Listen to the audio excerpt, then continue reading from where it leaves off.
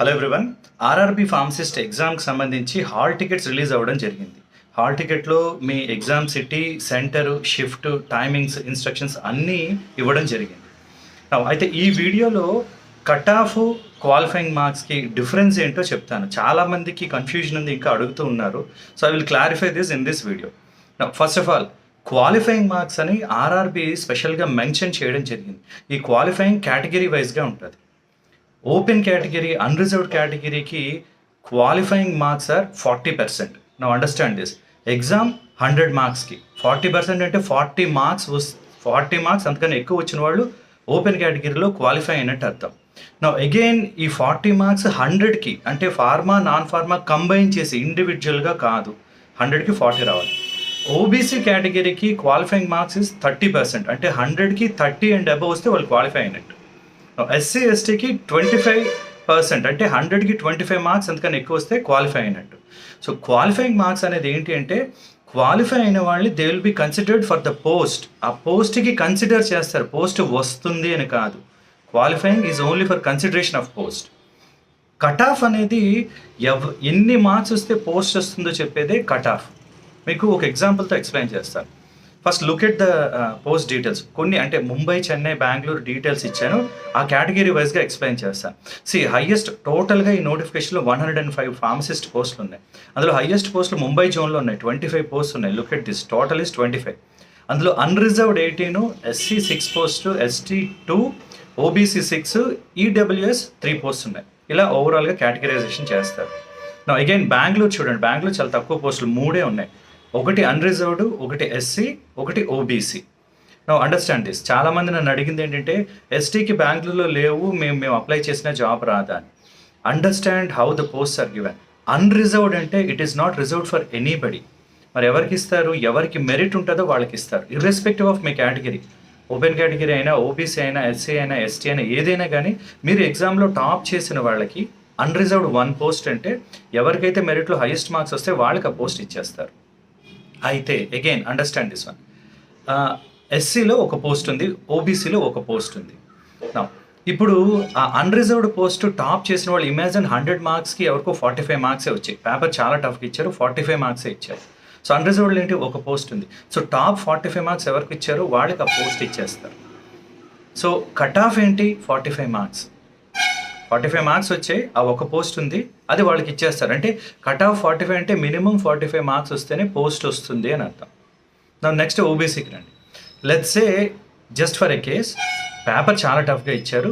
OBC కేటగిరీలో highest marks 26 marks వచ్చాయి అనుకోండి. 26 క్వాలిఫైయింగ్ మార్క్స్ ఎంత ఓబీసీకి? 30 మార్క్స్. అంటే 30 వస్తేనే పోస్ట్కి కన్సిడర్ చేస్తారు, కానీ హయ్యెస్ట్ మార్క్సే 26 వచ్చాయి, పోస్ట్ ఇవ్వరు. ఇది క్వాలిఫైయింగ్కి కట్ ఆఫ్కి డిఫరెన్స్.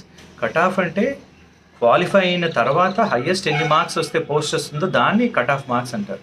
క్వాలిఫైయింగ్ అంటే పోస్ట్ కన్సిడర్ చేయడానికి మినిమం మార్క్స్ ఇవి. ఓపెన్ కేటగిరీకి 40%, ఓబీసీకి 30 అని చెప్పాను. అంటే మినిమం 30 మార్క్స్ వస్తేనే పోస్ట్ కన్సిడర్ చేస్తారు.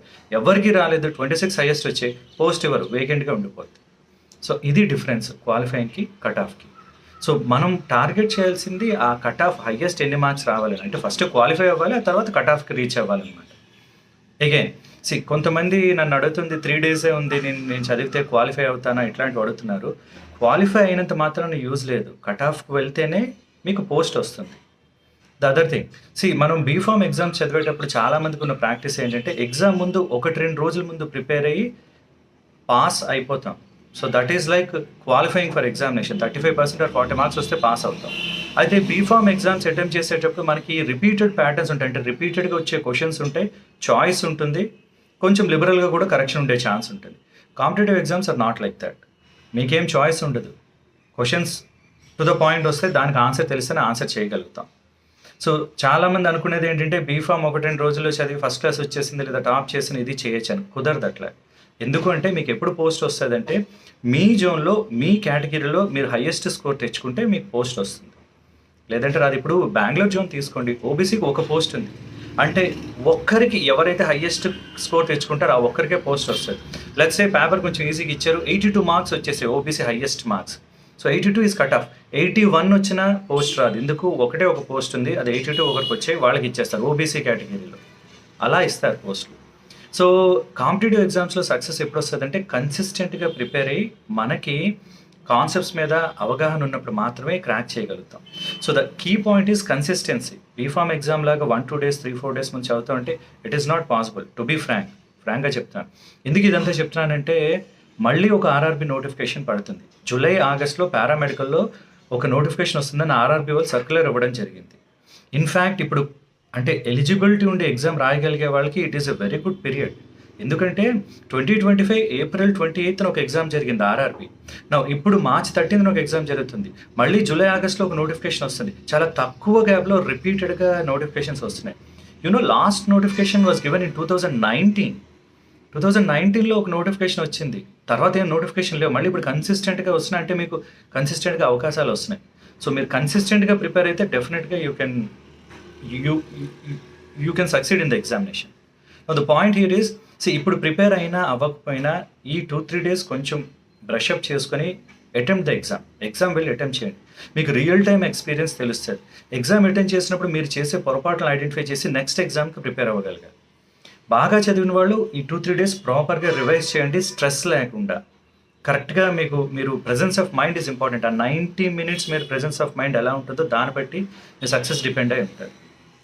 సో బాగా ప్రిపేర్ అయిన వాళ్ళు just go through the basics, brush it up.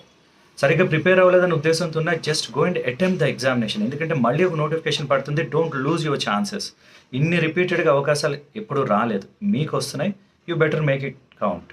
Okay, all the best.